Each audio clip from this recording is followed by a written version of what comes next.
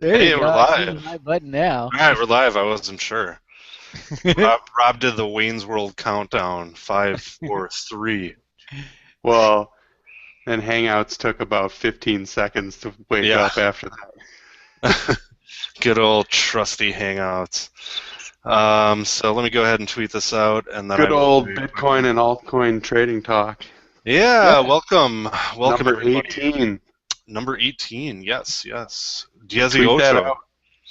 I tweeted it, so Brian, you got to retweet this guy here. Retweet that out, Brian.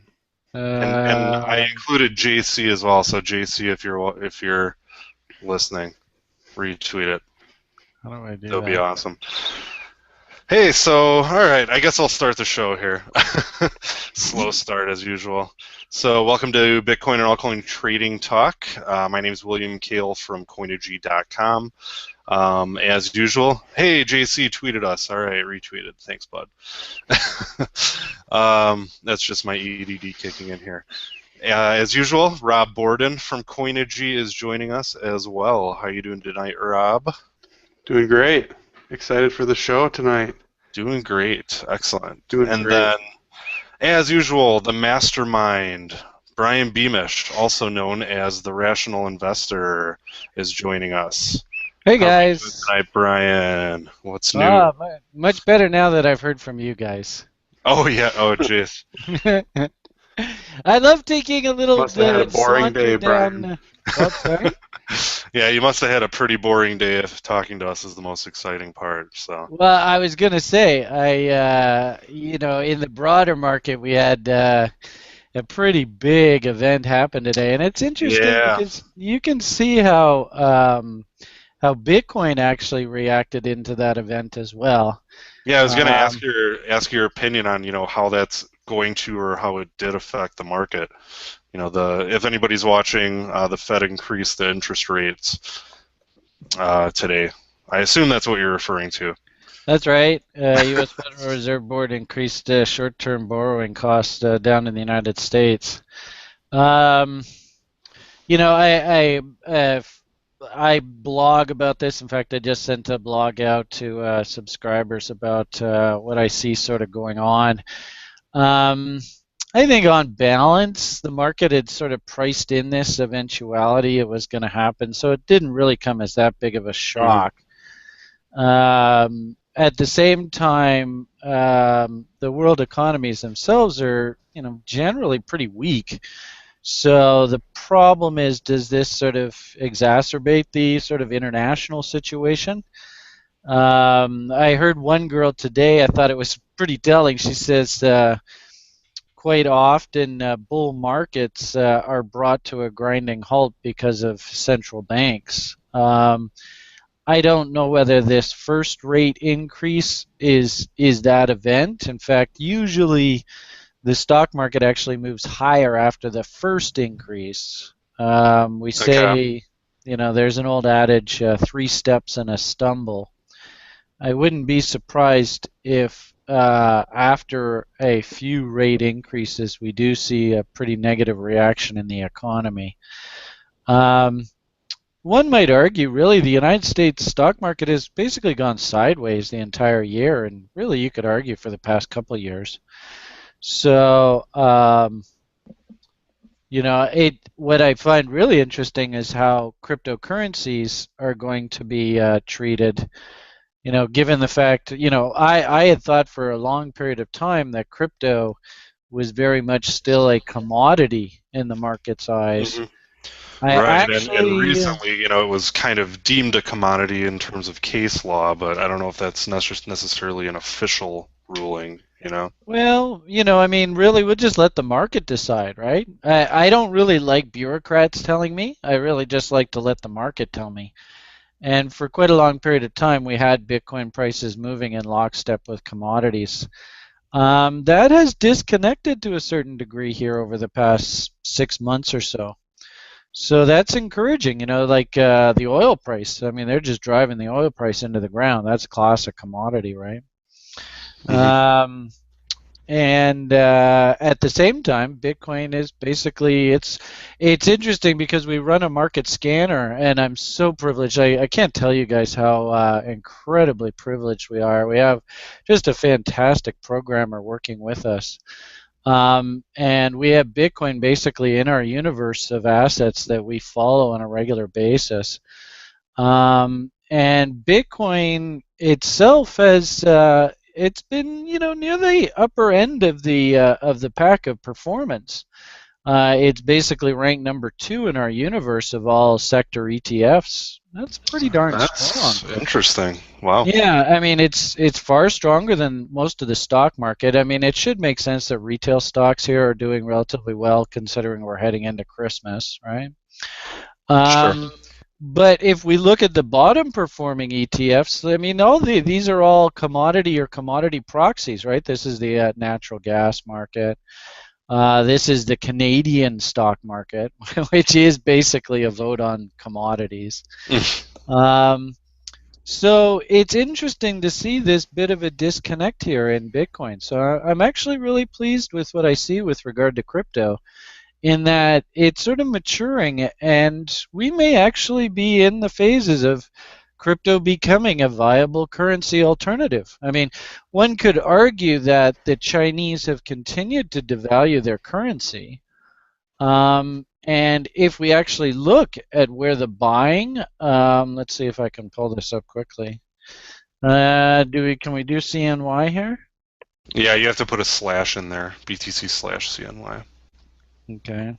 I found it really interesting that, I'm constantly looking at these different exchanges and looking at volume. The Western exchanges just do not have this volume here. Right, Now, right. I don't know whether we can, like, if we go and look at say something like Stamp, right? Where are we here? There was some pretty crazy Yeah, volume on you need a Coinbase slash. earlier this week. What was that on Coinbase? Yeah, I saw some talk about it online. People were suspecting it was either a bot gone Oh yeah, crazy yeah, I or did see that something. on Reddit. I did see that on Reddit. Something about they're introducing loans, like micro loans or something like that on Coinbase. Yeah, I don't know. If you check out their chart, it's pretty crazy the volume that it had. I haven't looked at it recently. Yeah, Brian, if you're looking for Bitstamp, you just type BTC/USD up there. And then it's BITS is the symbol on the left there. Oh, that's right. Okay. It was just scrolled up a little further before. See, we just don't see this volume on the Western exchanges. No. Now, Mm-mm. is this, we've talked lots about this. Is this maybe fake Chinese volume? Yeah, I mean that's what a lot of people say is just it's zero fee, so it's a lot of it is wash trading and. All right. The bottom line here is that the Chinese have, of course, recently devalued their currency again, right? And I noticed that a lot of this pickup was directly related to that, was almost like a perfect correlation to that devaluation. We also have heard anecdotal talk that some of the other ways to transfer money out of China have been curtailed lately. So maybe Bitcoin's getting a little bit more traction that way. Yeah, I saw something also on Reddit. Somebody was speculating. I think it was actually Arthur from BitMEX was kind of speculating that a lot of the Chinese are actually using the exchanges almost as a bank, per se, because there's some regulations, about where they can and can't store their money, and it was an interesting talk. I don't remember everything about it, but kind of implicating that, which is pretty interesting. What's really interesting is, for those that are watching this video that are stock market related, I really like to follow a guy named Dennis Gartman. And he made the theory back in like 98, 99. He had suggested that the Canadian dollar would trade to a premium to the US dollar, which it did briefly. I love that. Anyway, it's not there now. But anyway. But he also, and that was a very good call on his part, but he also made another call, and I haven't really read too much of what Gartman has been doing these days, but I remember he used to talk a lot about how if China was ever given the ability, there's so much capital locked up inside of China that the outflows might just stagger us in the Western economies. We just can't possibly imagine the amount of money that's just sort of socked away in people's mattresses and stuff. Mm-hmm. And I'm wondering whether Bitcoin might be a really good proxy for that capital flow over the next decade or two. Right. Well, we can hope so. I mean, that means the price is most likely going to rise. Well, we've made, I don't know whether we've talked about this on this show or not. I mean, I've made pretty publicly my feelings about how I expect Bitcoin to rally into this halving event. Yeah, we did. I think last show, it was either Yeah. last show or the show before, you kind of went over everything. I mean, you basically said it's going to lead the halving event. We saw that on Litecoin. I don't really see Yeah. any reason why there shouldn't be the same sort of reaction on Bitcoin here. I kind of think that there's something fishy going on here in the short term with this volume divergence. And unfortunately, these things sort of sometimes end badly. So actually, I've got bids and people that I work with, we have bids all just working down here and kind of hoping for just a nice big typical Bitcoin FU move to give us some cheap coin. Right. Well, it's happened before. Yeah, I mean, we're supposed to be talking about altcoins, so we don't need to get into too much analysis on Bitcoin here. And I'm also heard you guys earlier before we started talking, you had some really cool stuff that you wanted to show us about Coinigy. So I apologize if I've sort of hijacked the conversation to begin with here. Mm-mm. If you want to, Not a big deal, Brian. We're here to talk about Bitcoin and altcoins. Cool. I think on balance, our viewers should probably respect a couple things coming out of this Fed decision. Number one, usually that we get almost this sort of buy on the rumor, sell on the news kind of situation. I think in the stock market, it was almost like a sell on the rumor, and now it's a buy back on the news. Mm-hmm. We have to be a little bit careful, especially with this kind of rally we've seen in Bitcoin heading into this event. We might potentially, I've seen prices bid up here into the rumor, right, buy the rumor, and now the actual event has happened here. We get a sell on the news. Mm-hmm. So be careful there. What's interesting is we don't really hear too many people about talking about buying Bitcoins for their stockings for their kids. Do you guys remember those stories? Yeah, I think Rob might have bought some Bitcoin for his relatives, like, what was it, 2 years ago, Rob? I was going to. That was just about 2 years ago. I was going to print some paper wallets and laminate them and give them as gifts, but I never did. The irony of it all is I bet you there's still some stockings around with little Bitcoin certificates still stuffed in the bottom of the way. Probably. But so I don't think we're in like a euphoric blow off top like that. I don't feel that.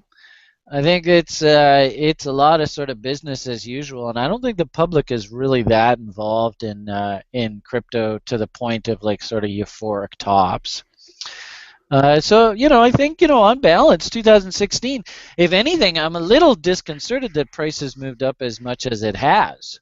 Like I said, kind of prematurely. I mean, I know you said you expect it to rise, into the halving event, but we're really shooting up a lot here at the end of the year. Yeah, but first and foremost, the market will do any old damn thing it wants to do. I think we just need to respect that, and for long-time watchers of the crypto, if anything, we sort of, we had to go through this process where, this is basically 2015. It was a cleanup year for this market. Does that make sense? Mm-hmm. A little bit. What do you mean by cleanup, though? Well, we had just gone through this. Oh, you mean cleanup as in pick up the rubble? Kind of. Like we often say, the longer the channel, the bigger the runner, or the bigger the run, right? So we kind of had like almost a full year channel here to sort of clean things up. I wouldn't be surprised. We'll do, if anything, you guys, I'm going to grab my fib, and what's the first thing I'm probably going to be thinking about here? I don't want to say the wrong answer. Well, I like this whole concept of the reload zone. And we saw how Mountain Man level really played well into that government auction recently. Honestly, I don't think it's unrealistic to be looking for targets up into here into the halving event. There's still a long, long way for this thing to go. Yeah, that's true. Problem is can you be a buyer here? And I just don't. I mean, I can't. Me personally, I can't buy this. Um, if I was convinced that this was some sort of significant low, I might really target a reload zone heading down to reload. Right. That's why I like to call it the reload zone, which might be something like in there. And at the same time, we should be cognizant of the fact that we have sort of rallied here. So now we can start to see sort of like zones of buying windows that sort of, present themselves. This is in this Chinese BTCNY. You can basically do the same thing in the all the other markets as well. And ironically enough, this is just so similar to what we do on the altcoins. Really, hopefully you guys just see the repetitive nature of all of this. Yep. So this is Hobo's Bitcoin chart here. Hobo. Doesn't look like it has as much history. But again, you can see, I mean, look at this beautiful market structure down in here, right? In fact, on one of my charts that I put out recently, I had just simply said this was the no-brainer buy signal. I mean, really, all you do is you just simply buy off a break of this W, right? You're going to risk to a break of that low, and really, you could just say, okay, I'm going to just shoot for a 2-to-1 risk reward. So there's 2-to-1. Did we just hit that? I can't tell. Oh yeah, looks like we did. Very close. No, I hit it right here on this bar here. So oh yeah, a little bit higher. And that's this is what we talk about when I run my school programs. Is frankly, you have no way of knowing whether this is going to happen. I think there was a pretty good odds, with this monstrous wick up here. Have you guys ever heard me say tails and wicks like to be eaten? A time or two, yes. Yeah. And then if we sort of do things like, fibs going back up, we could say, well, if I wanted to short, I probably would really focus in on this area. So we were kind of looking for a rally up into here anyway. And, really, your trading plan just simply says, if I get presented a situation where I can realistically see a 2-to-1 risk reward off of a relatively basic concept that works quite often, right? I would say easily double bottoms work more than 60% of the time. If you can just simply follow this risk reward model, this is basically what I teach. But, the tough thing here is that it was very difficult to be a buyer right here, right? So how do you force yourself to be a buyer here? The only way you can do that is to pre-plan everything, right? And so if you are thinking about taking the trade, well, you just got to take the damn trade, right? And live with the results. And your stop would have been here, right? You took a little bit of heat right here. Oh my God, what do I do? What would I do? You just live with the results. And sure enough, there's a situation where 2-to-1 was realized. So I'm a little concerned about people coming to Bitcoin now and looking for further appreciation.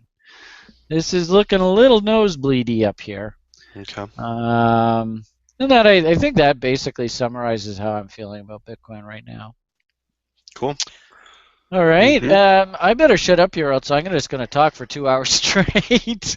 No, so I want to that hear about takes the load off Coinigy. of What's us. going on in Coinigy? I think William's going to show us how to play some trades. Yeah, so somebody on Twitter, and I can't remember his name off of hand. Rock Augustin Sick, I think is his name on Twitter. He was asking, if we could demonstrate actually trading through Coinigy. So I'm going to share my screen here if I can remember how to do this. There we go. Share my screen, and we'll move Hangouts over here. So let's go back here. So how should I do this, Rob? I think I said we have some LTC on Cryptsy that I wanted to just demonstrate using. So let me go ahead and just say we'll go ahead and switch to the Cryptsy market, Cryptsy exchange rather, and we'll type in LTC to bring up the market. So let's go to LTC BTC. Let's see here, just for demonstration purposes, yeah, I have about 5 LTC here. So I can kind of walk through the trade tab over here on the right. So the way this works is you have your account right here. If you have multiple accounts under Cryptsy, we do allow you to attach multiple exchange accounts. So we do have some people kind of running crypto hedge funds, crypto mutual funds, and what they'll do is they'll get together and attach 3 or 4 accounts under Cryptsy, 5 or 6 accounts under Bittrex, so on and so forth, to kind of manage their clients' funds. So this is a great way to actually, if I had another account, you could just select it here. I'd probably call it Cryptsy 2 or something like that. The type on the right is setting up your trade type. So right now, the 2 trade types supported on Coinigy are limit and stop limit. A limit order is basically your order goes into the order book on the exchange, and once it's matched with either a buy or a sell, depending on if you placed a bid or an ask, then the trade is going to execute. So that's just your basic bar none stop, I'm sorry, your spot order, limit order. So what we show here then is basically 2 very simple windows to help you actually trade. You can see right now I have like 0.001 BTC, and then I have 5 LTC on the right. So if we wanted to, for example, let's just say sell all 5 of these, all you have to do is click on the 5. That populates this first window. The bid and the ask are populating the prices here, and then it'll tell you what the amount is that you're going to receive, and then we give an estimated fee at the bottom. The fees are not always Satoshi level accurate. Exchanges often change their fees. Sometimes it changes due to volume. So what we try to do is just give you the best estimate that we can. So you saw that I clicked on the 5 here to set up the trade, and you might have also seen that now we have a new marker on our chart. So this actually lets you place visual orders on the chart itself. So all you have to do is come over here and click and drag, and while I drag, as soon as I release this, you'll see it changes the price on the right here and recalculates the quantity that you're going to receive. So this is a really cool way to actually place orders. I don't know, a lot of people get a little sick of manually typing everything in. It's really easy to go, okay, well, I think LTC is going to raise up to 828 or whatever, 828,000 sats, so we'll put it like right about there, and then simply click sell now and click yes to confirm, and it's shooting that order out to Cryptsy, and now that order is placed on Cryptsy, and now you get a nice handy marker here to show you that you have an open order on the chart. So let's go ahead. So now we have that order placed. Let me go ahead and cancel it right away. So what are some things to look for if for some reason there aren't any accounts listed there in that box, even though you added your API key? Good call, Rob. So this is a common thing. With Coinigy, we really want to make sure that we give our users the most granular security and access possible. So with your accounts, so let's say you had a Cryptsy account added, but you can't immediately trade with that account on Coinigy. Once you add your account, you then have to go, like, let's say, here's an example. Where's an example here? Okay, so Cryptsy 1, for example, right here, this checkbox, I have to select for trading, basically, in order to be able to actually trade. So if you click here, then you are able to place trades. This has nothing to do with the actual API key at the exchange. So let me start this over. I'm not doing a good job explaining it, Rob. I apologize to everybody here. I'm a little flustered. So when you generate an API key on the exchange, that exchange API key has its own permissions. Then, once you plug that API key into Coinigy, you can then also control permissions on Coinigy itself, and trading is one of those permissions. So let's say you only want to do balance monitoring. You'll attach an API key to Coinigy, and then just don't click trading, so then you won't be able to trade, plain as day. Yep. And so the reason we do that is because there's some automated things that happen when you have trading enabled, like we pull your orders in automatically and show them your open orders, and we start notifying you if when orders are filled on your account. And so, if you don't want those things to happen with that particular API key, then you can just keep that disabled. Right, right. And, as usual, we always say do not give us withdrawal access, on your API key, just as a matter of security. There's really no need for it. At some point in the future, we may, do inter-exchange withdrawals and deposits and that kind of stuff. But at the moment, Coinigy, the platform, has nothing to do with withdrawing, so we recommend you don't give Coinigy access to that when you're generating your keys. So I guess, let's see. So I did a limit order. The other order type that we support is a stop limit. It's a little bit different, but really powerful. So as you can see, when I switched to stop limit up here, it gave us a new field called the stop price. So basically, if you're new to this stuff, what this means is when we placed our standard limit order, the second that I sent that order out to the exchange, it was on the books. With a stop limit order, what's going to happen is this order is not actually going to go on the books until it hits the stop price. So for example, kind of similar to our other order, we'll go up to, wherever I was here, 830,000 sats, something like that. If I set my stop price here, this order, wherever I choose to place it, let's just shoot for the moon here. Once the market price reaches this stop price level, then this order is going to go on the books. So this is a good way to basically keep your order off the books until a certain price is hit, kind of automate your trading, avoid getting sniped by bots, which is a huge deal nowadays. And as you can see, if I go ahead and just place a sell order, boom, there's our stop limit. So that's everything's going to be shown to you on the chart with Coinigy. So it's pretty cool. And we do have more order types in the pipeline. We're just really swamped with quite a few different things here. We're working on getting new exchanges integrated. We're working on margin trading, which is a whole beast unto itself. And yeah. So that's about it for now, unless Rob has anything else to add.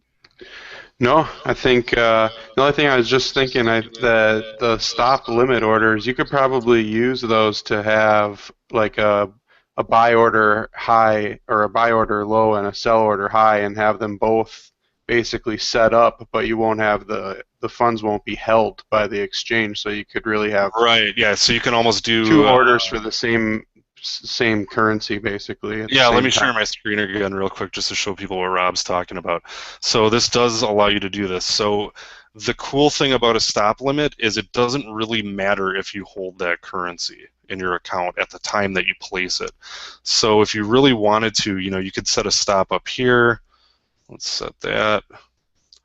And then you could set a buy stop down here. And we'll place that.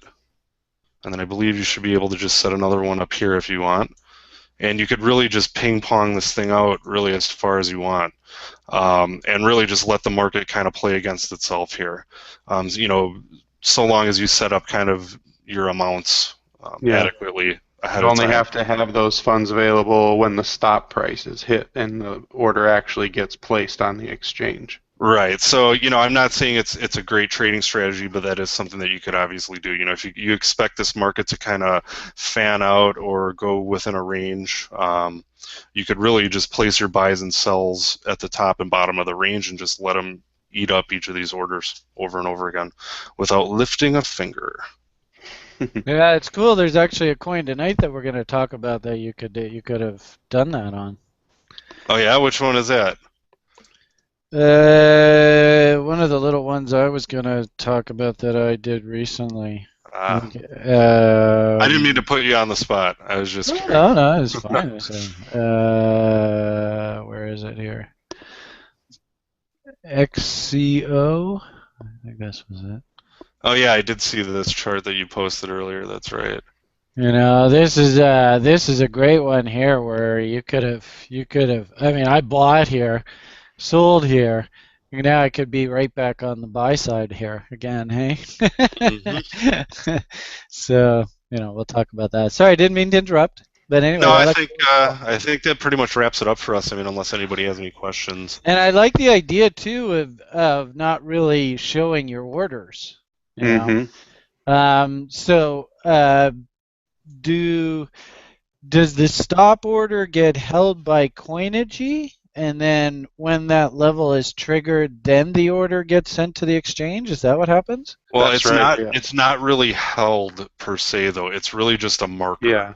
The funds aren't held, but the No, place marker for that order is held only by Coinigy. The exchanges, even if they wanted to expose, their stop orders that they have, like at some exchanges which have their own stops, they don't know about anything about your stop orders on Coinigy. so that's fantastic. That's a huge selling feature for you guys. You should Right. really Yeah, promote that. and that's when we finally get margin integrated too. I mean, that's going to be a huge feature. Hmm. Just Totally. an extra way Yeah, to and kind of market. cloak your orders from other traders. So. Yeah, Once we get well, I mean, the market cool orders, thing. then stop loss will be close behind as well. So The cool thing is, right, is people are going to be like, "Oh shit, here comes the Coinigy boys!" Oh, that's awesome. Oh man, I mean, you guys are building an awesome niche for yourselves. Way to go! Way to go! Hey, thanks. We're getting there. Yeah, there's so much value added information there too. Sure. Yeah. Yep. Absolutely. hmm Yeah. Um, We gave a talk here in Milwaukee last week Wednesday, just kind of demonstrating Coinigy and showing it to kind of the startup scene. And I didn't realize, but I calculated it. We have over, I think, almost 3 billion records in our database, which is wow. up there. So. Yeah, that's heavy lifting. Hmm. And Anyways. do those 3 billion records, do they live in the cloud? Well, they do. yeah. I mean, the cloud is kind of a misnomer. I mean, they're backed It's up a and on a it's a server warehouse in itself, the middle but of Arizona, is what it is. yeah, right. Yeah. Have you ever Yeah, I mean seen those they're places? in Well, Google we're all over it, BigQuery, but as well as other oh yeah, that's right. formats. It just depends. We have historical data for sale that we deliver in CSV files, just text files basically, and we have an archive of text files on several servers, obviously, for safekeeping. But we do have them in a cloud database also that we plan to use down the road for a back testing platform and Yeah. other purposes, but particularly back testing. Wow. Well, you guys certainly are busy, no doubt about it. How's the screening tools going along? Really haven't made. You ask every show. No, I mean, we really haven't made much progress there. We've been bogged down with a million other things. So, Yeah, at least I'm but you will be consistent, the right? first one that I notify, Brian. Brian, how you liking that new balance page with your total on the top? Yeah, I mean, well, I don't like it now, man. I'm taking a total punch in the nose, but Yeah. at least I can see it. It reminds me every day that hey, maybe I should take profits more on some of these trades. But think of all the free coins you're holding, Brian. Exactly. I mean, that's the cool thing is, and that that actually speaks to your trading plan, right? My trading plan from day one was, I want to own a little piece of everything. Well, if you're going to follow this plan, then that means you got to basically go with the winds of the market, right? And Mhm. and that actually is a testament into itself. In that, I mean, I'm pleased as punch with my percentage performance. We're still up over double our original investment, so I'm more than happy with my performance. The and at the same time, Bitcoin is still down. from inception, which I find hilarious. Yeah. Can I But say one quick thing about this page, Brian, before you go sure. on? So somebody in our chat, Coinigy chat, was asking about possibly getting, the exchange rates in here, basically, which means, so you can see basically like the other balance page, so you can see, your portfolio history in whatever denomination you want. And I just wanted to remind that person that yes, that's coming. So. We're going to, at some point, probably combine this chart page with the balance table page to kind of make a full view where you can, view it in any currency. Actually, that would be kind of cool, right? Yeah. I suppose One thing with this part, too, is it would be cool if you could actually, deselect certain currencies and just view one currency, basically your history of that. Because right now you're stuck with the triple-decker sandwich on the chart. So the interesting thing there is a lot of people, and especially Americans, they look at Bitcoin in like relative to US dollars. I'd be very curious to see how this portfolio has done in Canadian dollars. Right, exactly. As the Canadian dollar, over this past year, the Canadian dollar's just gotten smoked.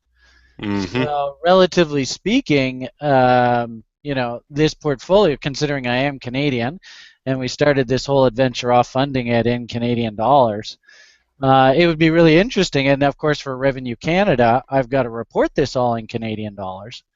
So it'd be really interesting to see how I've done in Canadian dollars. So yeah, that's definitely something we're working towards. So yeah, one thing that I would absolutely just the tax love, thing is great. Being able to figure out what you owe and capital gains and all that stuff in your local currency is a huge thing. So it'll make people's lives a lot easier. One thing I would love, and I don't know how easy or hard it is for you guys, but I would just love to be able just to click on one of these symbols. Put those in your favorites, Brian?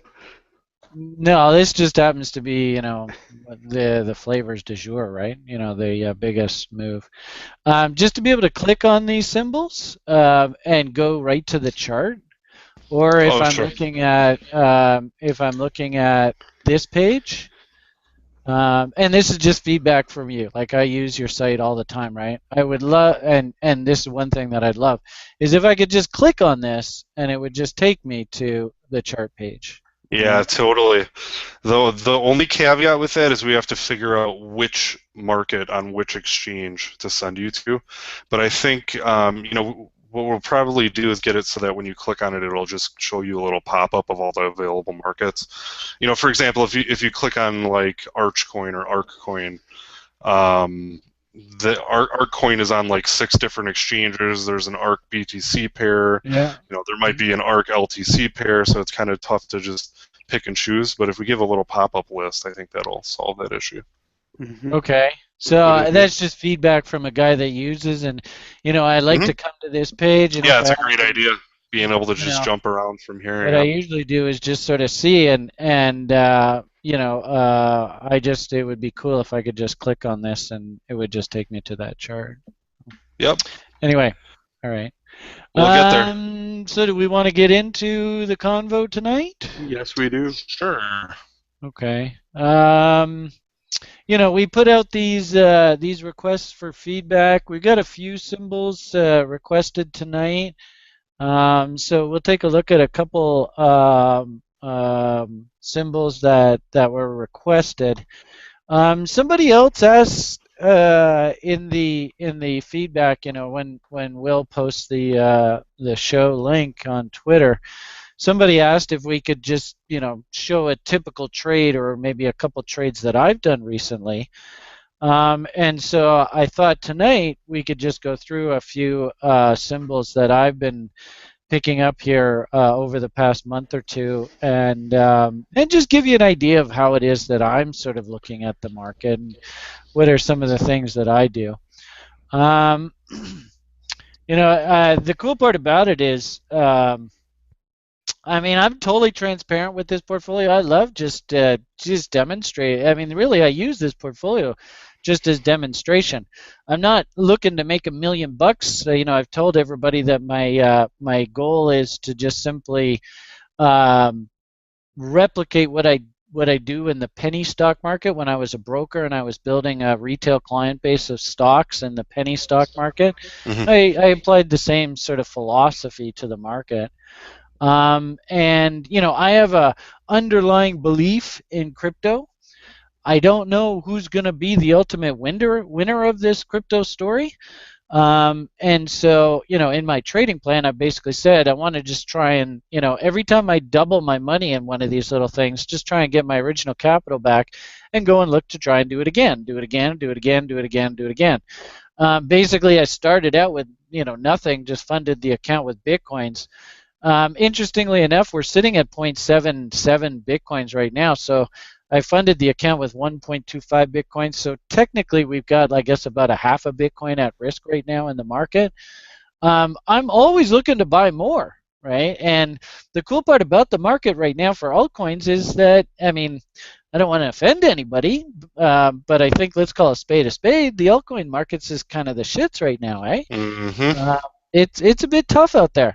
Now, the good part about that is this is the only business when stuff goes on sale, nobody wants to buy. So if you are in the position to take advantage of markets when nobody else is interested in them, you can get some really interesting stories. So we've got how many symbols? Let's see. I I saved think you everything pasted here. 5 initially. Yeah. Hey, So if I can chime in real quick, so yeah, go right ahead. we have the Q&A app open, Brian, also, and somebody, Eric Russo, was asking if we recommend a specific exchange. I'm kind of running Coinigy. I'm a little bit what's the word? Impartial, I guess, but I do, I have traded on Bittrex and Cryptsy. It really depends kind of what you're looking for. If you're looking to trade alts, I could definitely recommend Bittrex. Cryptsy has been kind of up in the air lately. There's been some legal ruminations there and withdrawal issues. But yeah, I guess I'd like to hear. I know Brian, you trade on Bittrex as well, so. Um, for whatever it's worth, and I'm certainly not going to bill myself as any crypto expert. I have found my personal feeling is that Bitrex seems to be the most mature of the altcoin markets, if that's possible to say. Um, I think that unfortunately, it's a relatively small world, right? And when negative word gets around about certain individuals, certain entities and stuff, it's a relatively small world, and when people get sort of put on the outs, that can be tough sledding. I think as me personally, I've seen that the Bitrex people and Bitrex Bill seem to be the most mature, and they've taken, actually, if I understand correctly, the most conservative approach Right. Yeah. to. Bill and the guys over there and Richie, they've always come across as very professional to me. And Right, that's a huge thing, and I because think there it are kind a of lot of. shows. Yeah, right. And there are a lot of unprofessional characters in crypto. I can, say that much. Well, yeah, It's refreshing to talk to somebody that's kind of has their head on straight. right. I mean, I haven't personally run into any issues yet on places like Cryptsy, but there's no doubt about it. They're sort of on notice, and I wouldn't even be surprised right now. They're probably scrambling around, going, "Okay, let's clean up the ship. Let's get this thing all tickety boo." If they really want to keep this thing going. Um, I have an account at Polo. I haven't run into any problems with them, but if you look at the trading on Polo, you see tons of just crazy price action, which leads me to believe that you have a lot of sort of shenanigans that are going on in the background. I don't know whether that has anything to do with the exchange or not. I haven't heard any sort of connect the dots back to the exchange. Right. But Hey, I definitely. sorry to interrupt again, Brian, but Kale was asking our thoughts on Poloniex. He Well, said, I I just guess. moved from Bittrex to Poloniex due to more interesting volume levels. In terms of Poloniex, I really don't have anything bad to say about them. I personally haven't really traded through them much outside of just, just test trades through Coinigy, basically. But Yeah. we have talked to a couple of their devs in the past, and from a development standpoint, they're very knowledgeable people, and they seems like they know what they're doing. So, and we I have dealt with devs that clearly don't know what the hell they're doing. Yeah. So And there is a I haven't barometer. heard anything negative about Poloniex in any way. So No. In fact, I had an account where, I'll call a spade a spade. I'm not overly impressed with Bitterix's sort of decision process for listing and delisting coins. And so one coin in particular that I had, I moved it over to Polo, and the silly coin just kept going up. Well, sure, So everybody else probably moved it out onto Polo too. well, I mean, anyway, the Well, the point somebody's of the got to buy matter it, I is suppose, that though. I was able to do the transaction on Polo just as well, and we do have quite a few requests from people that are like, "Oh no, I don't want to see it on that exchange." And I apologize, I'm not calling it correctly. I'm terrible at pronouncing names. Polyonex. I call it Polo. I apologize if that's not politically correct. I always Um, say Poloniacs because when I was a kid, I played for a soccer team named Polonia. okay. So Okay. yeah, I don't know. I don't know the Okay, context. so I have no idea either. We're getting the off topic here, but yeah, uh, I think just on balance, the only thing I would say is that Cripsy right now is on the hot seat. I think there's probably, it's one of those assume that they're, or no, yeah, I'm just going to say that they're on the hot seat. It's as for Bitterix, I think I would consider them the most mature, and Polo, whatever you want to call it. I mean, there was also we saw there's one Ubits, right? That one recently popped up. Remember last show we were all excited, and you said they carry a ton of coins over there, right? Whoops, oh, did I sorry, lose you? I was muted here. Okay. Yes, yeah. So I think that there's exchanges popping up on a daily basis, and we're probably going to see more of that. And I think hopefully I've answered that question. Hey, we have one other quick question. I'm sorry for cutting you off again, Brian. So Eric was asking, I've never used applications, bots, or APIs. Any advice for a primer on these tools? So that's a whole can of worms. I think what we're going to probably do is have like a full API trading bot, show in the future. I think we're about at that level. So, but if you're looking for kind of just a way to get started, check out our Coinigy YouTube page. We show how to at least connect an API account to Coinigy and that kind of thing. But we'll definitely be publishing more API tutorials as we have just recently released both our REST API and our WebSockets real-time API. So, yeah. Well, you Awkward said you silence. have a number of people that run like altcoin funds and stuff with your platform, eh? Yeah, it's actually, we didn't even really realize that until they started kind of getting in contact with us for feature requests and that kind of stuff. But, I mean, that's kind of, we built the platform to support that, so it's working out pretty well. I know, one guy in particular was showing me his Google Sheets, his custom Google Sheets implementation, where it automatically pulls in all of his balances from Coinigy directly into Google Sheets, crunches profit and loss, does a lot of cool stuff. And that's what we live for. We really love seeing people taking kind of our seed that we've planted and then kind of sprouting it into a tree to use. Yeah. How did Really that go with cheesy. all that Google Sheet stuff? Did that all get sorted out? Yeah, Google. They fixed it Rob, I'll finally. let Rob tell you. Well, it was eventually there was a thread on their support forums where there was probably about 20 people complaining about the same problem. So they finally eventually fixed it after about a week or so. That's good. Well, squeaky wheel gets the grease, right? Yeah. Yep. Well, at least it wasn't my bug. It was their Yeah, code that had the problem. You don't want the Rob on your bad side.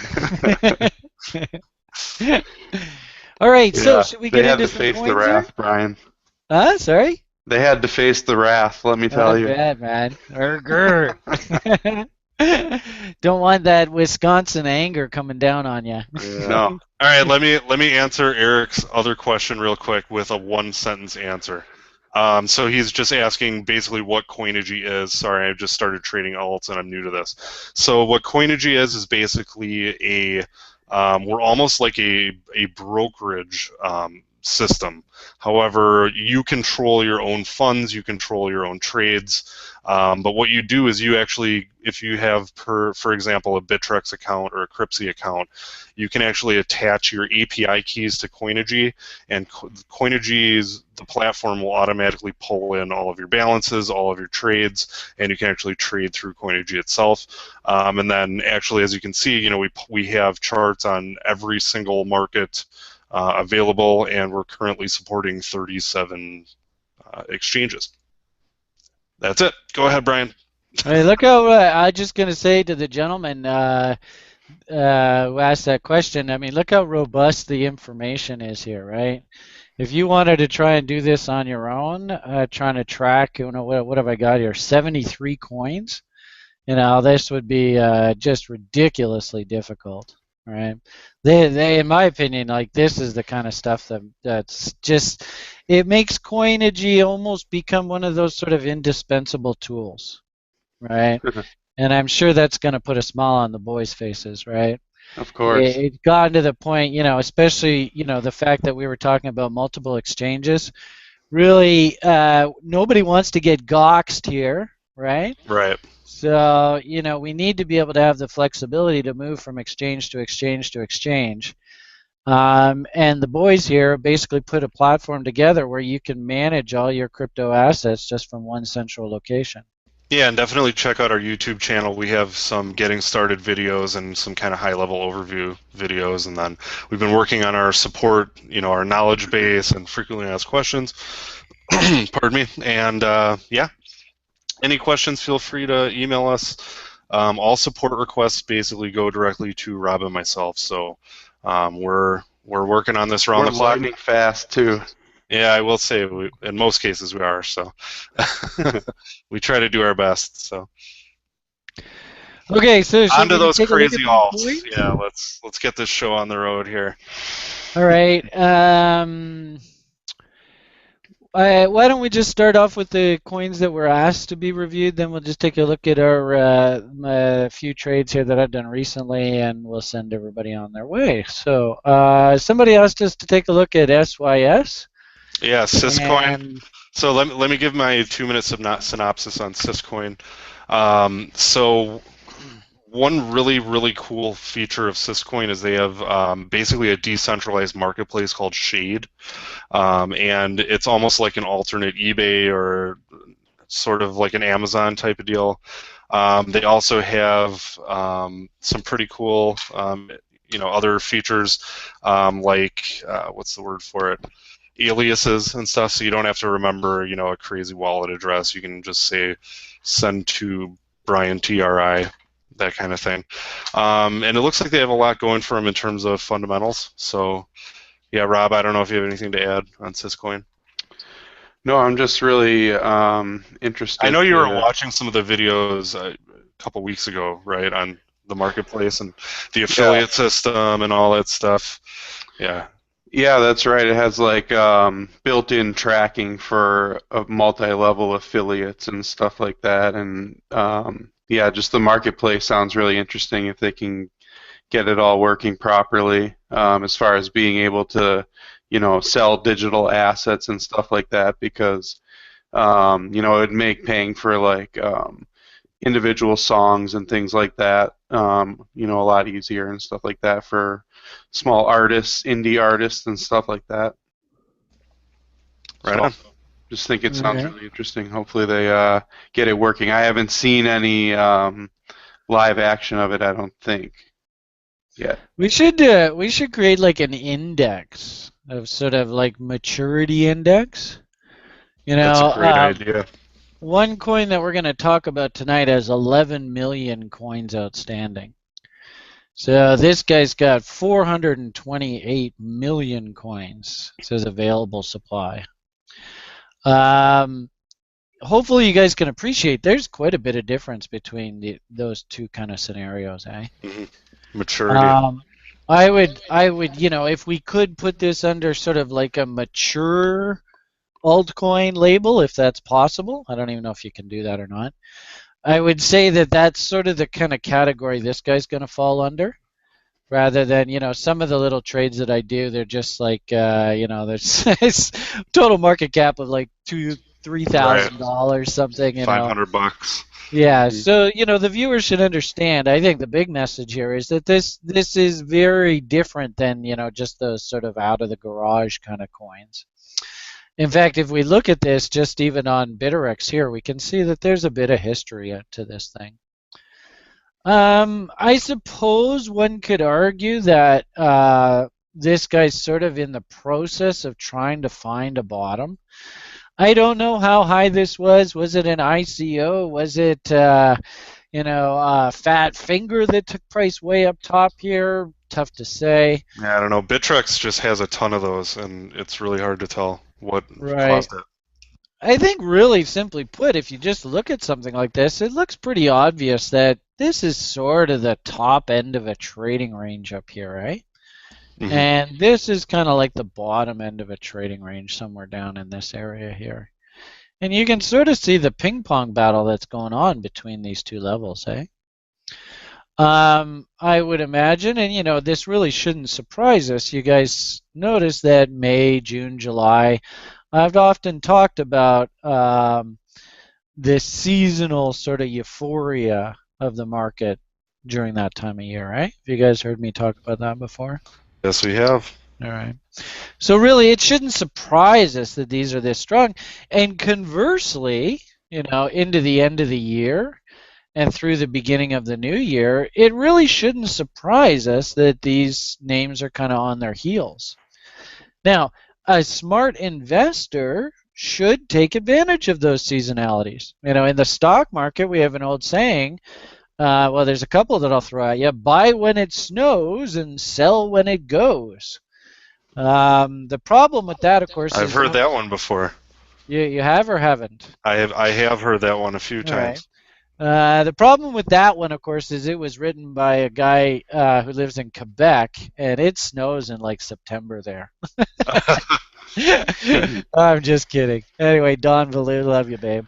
But the bottom line here is, if you can just generally get into the habit of accumulating these assets in the late fall, early winter, and look to take profits in the late spring, early summer, you often do very well. And they actually did like statistical studies of like the Dow, and going back like 50 years, if you just followed that performance on an annual basis, if you bought in November and sold in May, then your portfolio was like 11% annualized returns, which is really good, plus dividends. If you bought in May and sold in like September, October, your portfolio did like 3. I think the average is like 0.75% of return. I mean, just terrible. So it shouldn't surprise us to see similar kind of seasonal patterns in this asset as well. It's very normal.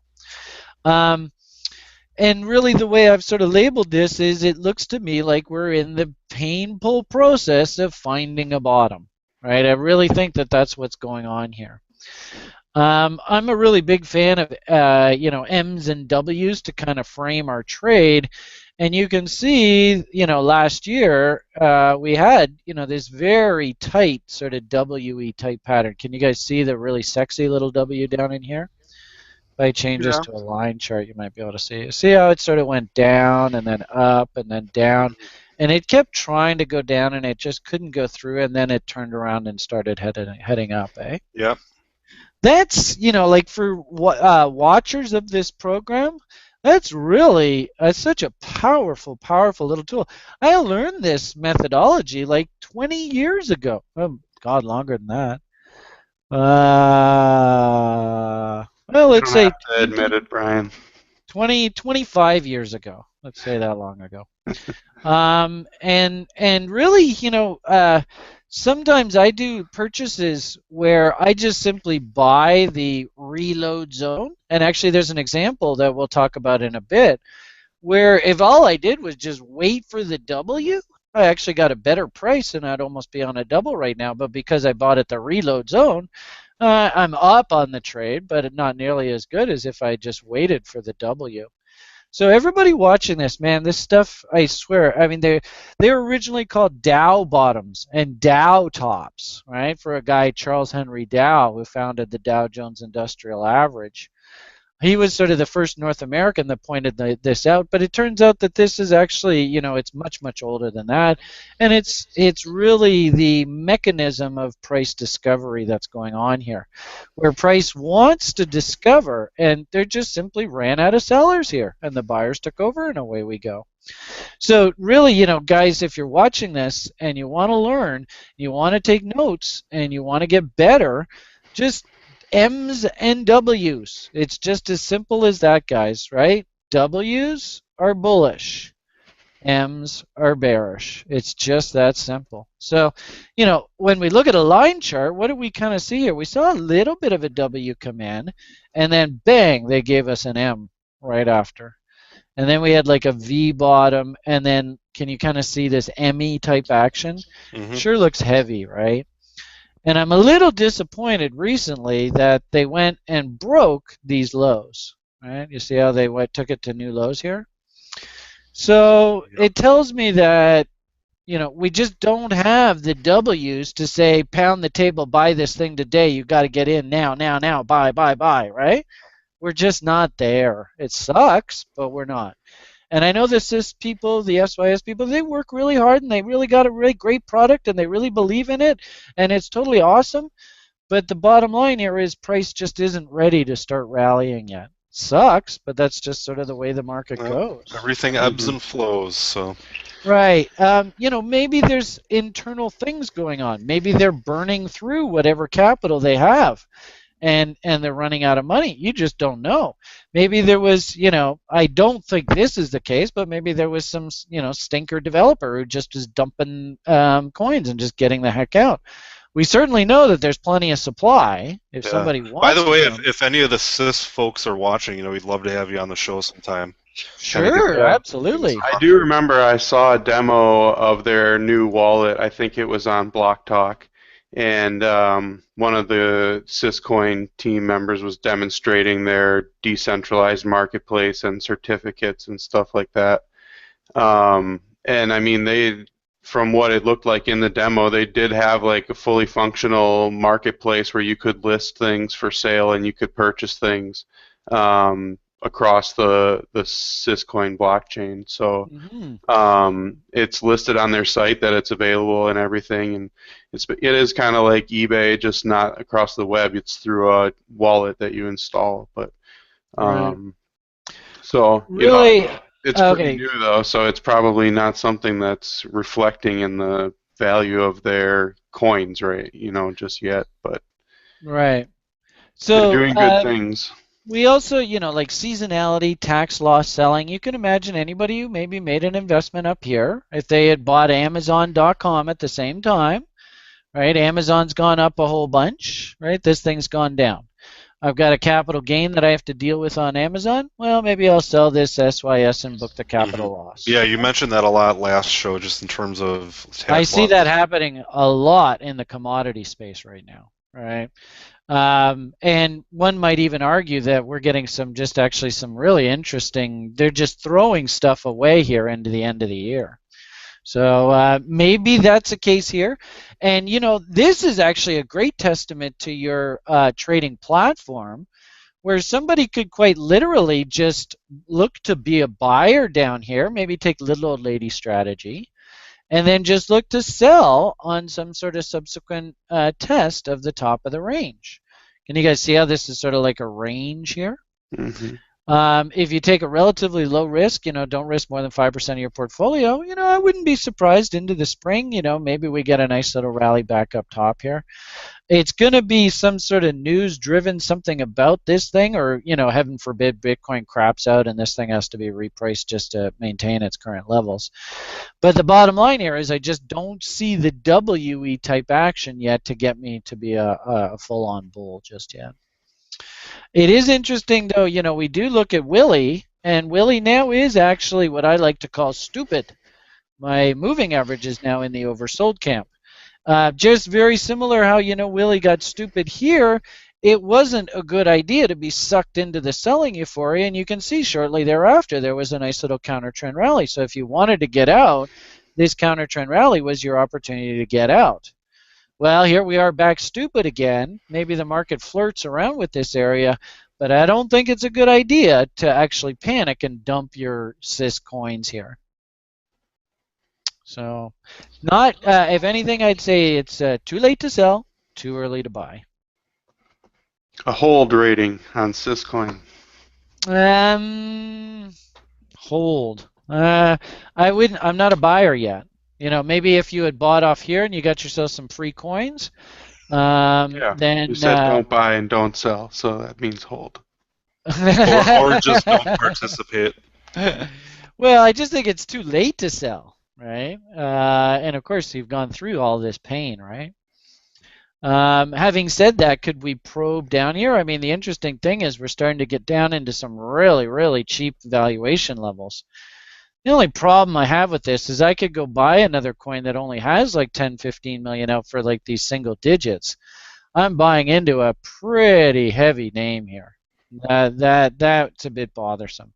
So because it is so heavy, I really want to see some technical evidence that this thing's ready to rock and roll.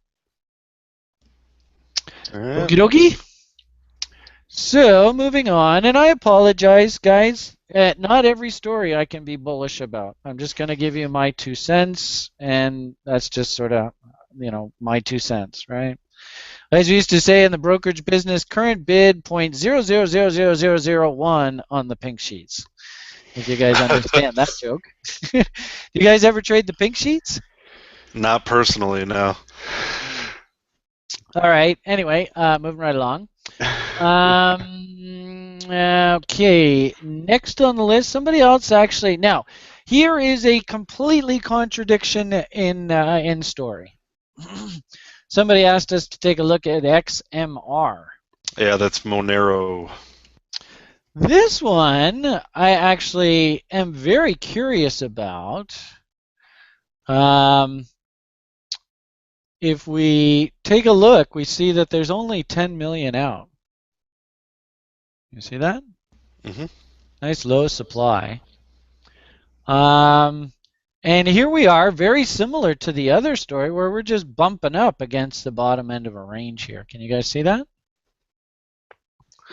Little concerned about this tail here.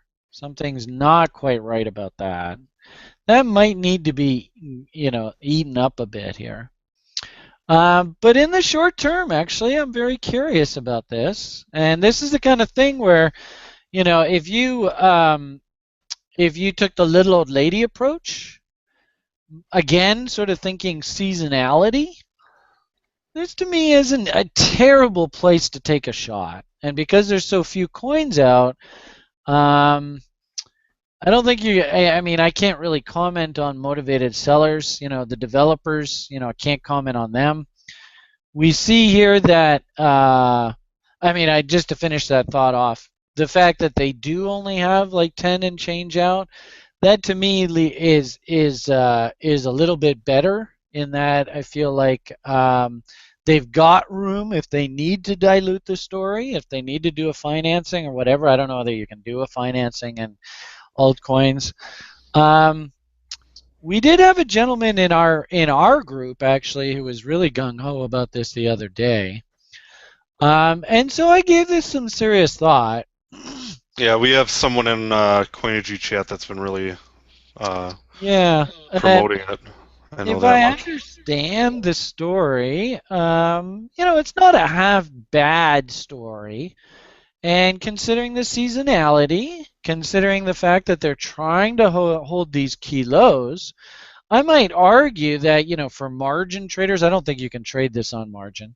It might be on But Poloniex. I know. I think it might be actually. I'll look it up while you're talking here. I'm curious. we had a new low here made recently. So it's not like we, pound the table. This thing's got a W working, away we go, Yeah, right? A you little bit. can. Sorry to interrupt, but yes, you can actually short Monero on Poloniex. Okay, well, if that's the case, um, I would keep a really good watch on this key low here. If this key low here is taken out, then, as I said, this monster tail is a bit concerning to me. So if you're going to be, I don't know what your trading plans look like. If you're going to be taking a small risk and you would just simply want to get risk against key support, I don't mind the idea of waiting for our reload zone. And if we can get like a nice little W to come in down here, I would be very interested in this name. So, as I had said earlier, we did have a site member excited about this. I kind of encouraged that person to maybe just temper their enthusiasm a little bit. I don't think we have the structural bottom in just yet, but I'm very interested. I might just take a nibble on this if I start to see some constructive action down here. If we look at things like momentum, we can see that actually this thing has quite a divergence here, actually confirmed from way back here. Can you guys see that? Mm-hmm. Right, we've just steadily made higher lows here and higher highs. So internally, this is a lot stronger than what price would lead you to believe. Mm-hmm. We did have just a very brief little stupid condition here. So that kind of tells me that, hey, you know what? If you wanted to be a seller and you didn't sell up through here or any of the counter trend rallies, you're kind of late to the party. I did Yeah. see someone came in and put some money down. Yeah, I was gonna say Uh, there's some green bars coming in there. yeah, and it's higher highs, right? That's kind of what you want to see. And again, we're heading into the end of the year, tax loss selling. See if maybe you can just pick some up and, don't take too much risk. Never take too much risk on these things. If you want to take the little old lady approach, you can withstand a nice little FU move down into here.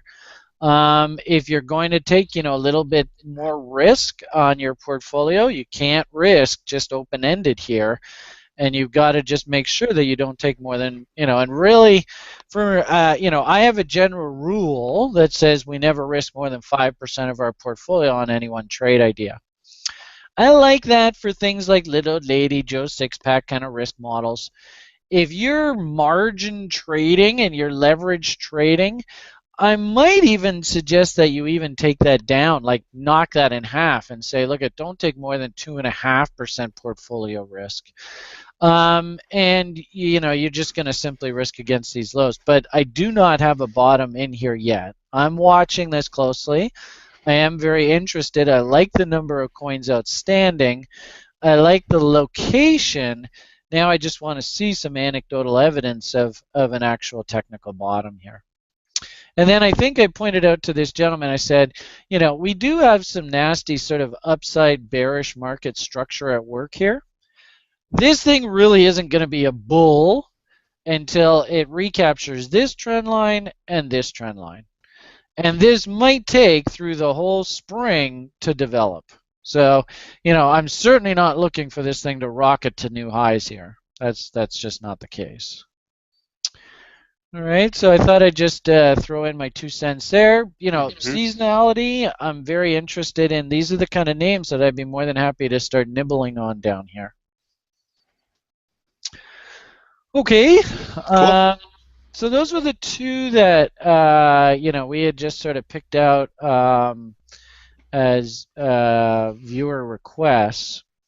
Somebody else asked me, Brian, can you just show us a few examples of trades that you have done recently, and how they've gone. We have a little altcoin page on our new website. It still has my old script. I haven't updated the script, so the reporting looks awfully funny. But you can see I'm in here, basically doing exactly what I said I was going to do, where I'm buying through this seasonal trough. I mean, I want to go and spend my Bitcoins. Give me reasons to buy, and I'll seriously take a look at buying.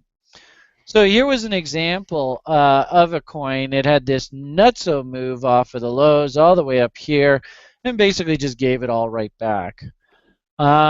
I was very curious, to see how the market was going to act against these lows.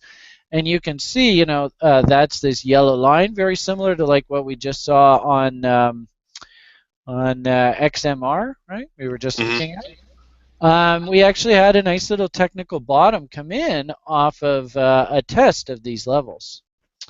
On this bounce here, I had some internal indications that things were looking positive. I went in and I just simply put in a stink bid to try and see if I could pick some of this up against these lows. So my 78.6. Okay, here's your trivia for the week. What does Brian call this 78.6 fib level? Is that the Mountain Man level? Ah, you're killing me. It's 60. I'm always getting these wrong. Is that the line in the sand? Well, you have the top of that There green you box go. at 61.8. So. Very good, Rob. So I love on these altcoins, they love to play with this line in the sand. I've just seen that happen time and time again. So I threw my stink bid in here just right at the line in the sand. And what was really interesting about this, and it happens quite often on these alts, Bitrex came out with a delisting warning right into here. And what I find really interesting about this, and you just never know how these things are going to play out. But what I often, I actually went and did some research on this XCO, and I read the message boards, and the developers were pretty active. And I actually saw that the developer was talking to Bitrex. Sure. So I was like, what the hell? Are they really going to let this thing delist? It didn't feel right. And sure enough, what often happens is that somebody, and it's probably the developer, went in and did enough volume here to keep the Bitrex people happy, and so they wouldn't delist the coin. Yep. Yeah, and I can't remember exactly what that volume level is, but I know that's definitely basically their threshold. If it goes a certain period of time without trading, sayonara. Right. Now, the irony of it all is and really it's case by case, right? I've had ones where, I've come on these shows and I've said, oh yeah, here's one that I bought recently. And man, have I heard the crap on Twitter afterwards, right? Like, how can you say that you bought that shit coin and all that kind of stuff, right? Mm-hmm. And so I'm not going to sit here and say this is a no-brainer strategy. But if you do see that delisting warning and you do go on the message boards and you see that they are very active and they're talking about new product, odds are they're going to do whatever it needs to be done to keep the thing listed. Right. No guarantees from the management here, right? But I have seen this happen time and time again. So this, yeah, I've seen it on the message boards too, where they even openly admit it. Where they say, "Oh, we're going to go ahead and pump up the volume," so we remain on. This was simply a situation where I just identified a buying zone. I threw my bid in. In fact, I put the bid in before this action. The market came down and gave me a fill. And you can see, let's see, I think I have it on here. Did I have it still here? Yeah, there it is. At 42, right? I put the bid in on the 22nd and I got filled on the 30th. So it took me some time to get a fill there. So where's the 30th? There's the 30th there. That's just interesting. So you caught it on the way back up. Well, why did my open order not get filled until the 30th? It should have been filled on the 29th, or maybe even the 28th. But anyway, that's here nor there. That's Bitrex issues. It could also be a UTC time zone thing. Right. Now, you see that the market rallied up to here, right? I put the bid in on this date here. I was just like, well, if it comes back down into the reload zone, I'll pick some up. I got filled, and even at that certain point here, I was like, "Well, Brian, are you sure you want to do this?" But I just simply, this was my trading plan, and so I followed the trading plan. And literally, the moment that I got filled, boom, in goes the order to sell half on a double. They pumped it up to make sure that it kept its listing, and boom, I got my free coins.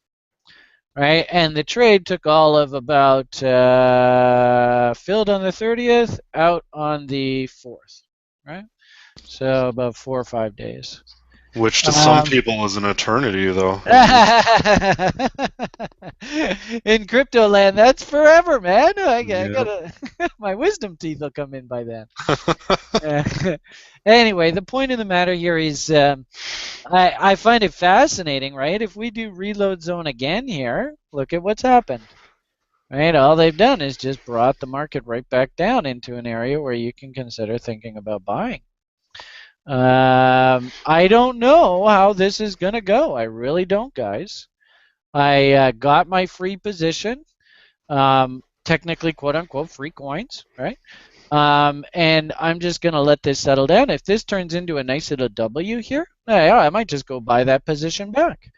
And as we had sort of talked about with you guys earlier on conditional orders and stuff, there's no reason why you couldn't have put this order in that day, put your order into, trigger ahead of time, right?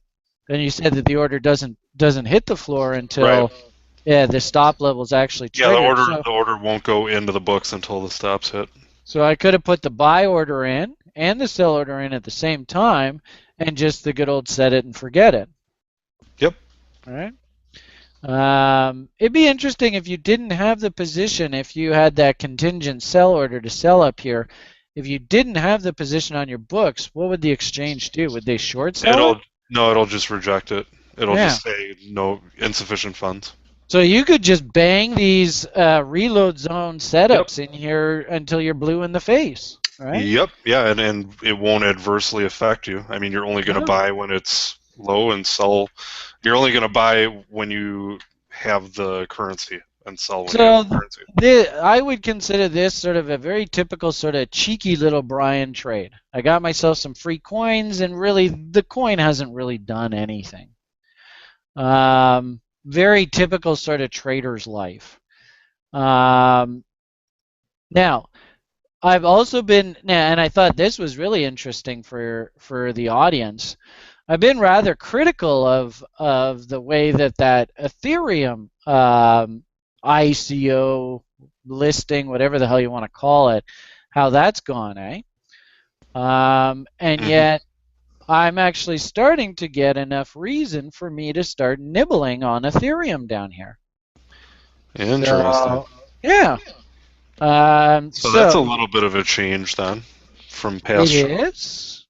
What I found interesting, and Bitterix, they had this nasty tail that went to new lows. And keep in mind, I have primary purchasing power for the altcoins on the Bitterix exchange. If we look at, I know my site members, a lot of them trade Ethereum on Kraken.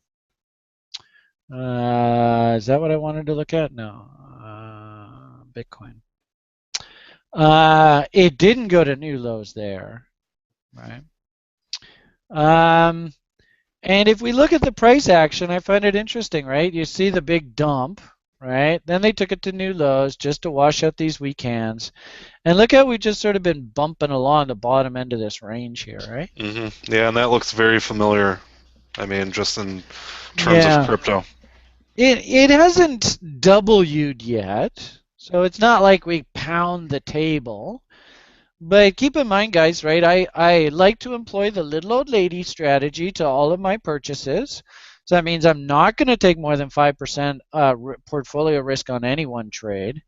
I've gone, I think, and put about 2.5% into this trade. Let's see, right up I did, ETH. So I even said here I'm starting to nibble. And I could make some justification for, the smatterings of bottoms. What I kind of liked about Ethereum here is, we're basically right up against the bottom end of the range here, right? Hey Brian, what was that site that you just pulled up that you had the Ethereum write up on? This is Is our there is there site. is there some way that users could access that information? You That can always, viewers that viewers could access it? well, I mean, we have a subscription-based service. Yeah, that's what I was getting at. I just figured it would be a good time for a plug since you were pulling it up. So, but yeah, Brian runs the Rational Investor, and they have a subscription service that he does daily market updates and analysis, and it's great stuff. And I think we might have lost Brian. Uh-oh. He got ticked off because we advertised his product. Yeah. Brian, come back. We can't hear you. Yeah, Brian is gone. Oh, now I see he's typing "hey" to us. Yes, we can see what you're typing, Brian. We just can't hear you. You went completely dark on us, but we can see your video. So, yeah, having some technical difficulties here, guys. We'll see if Brian can get his microphone back online. Well, we are kind of running close to the end here anyways, so I mean, unless Yes, we are. we'll give Brian another couple minutes, unless anybody else has anything to submit in the Q&A. I guess we can kind of sign out. Anything you want to add, about Coinigy, Rob? Anything new that you've been working on? I don't know. I think probably the one thing that. Oh, we can hear you. Welcome back, Brian. Saved by the bell. Sorry about The that. test is working beautifully. All right, where was I? You caught me off guard. I'm not supposed to be shilling anything here. Yeah, you must have just slammed your laptop closed or something there. Okay, what screen was I looking at? I think it was this screen. Sorry, everybody. I'm not very computer smart. You were pulling up your Ethereum write-up from your site. Oh yeah, that's right. Isn't that weird? Okay, yeah. So we do this blog. Basically, we run a number of different portfolios from trading Bitcoin to the stock market to altcoins, and this is basically our daily update. And I do videos like this was an hour-long video where basically I just cover the entire market from top to bottom. So this is sort of what members get to enjoy on a daily basis. And all this stuff, of course, is emailed and stuff to you guys. Yeah, it's great. Did you hear any of that? Yeah, we did. We read you loud and clear this time. Okay, cool. So where was I? Oh, I was talking about Ethereum, eh? Indeed.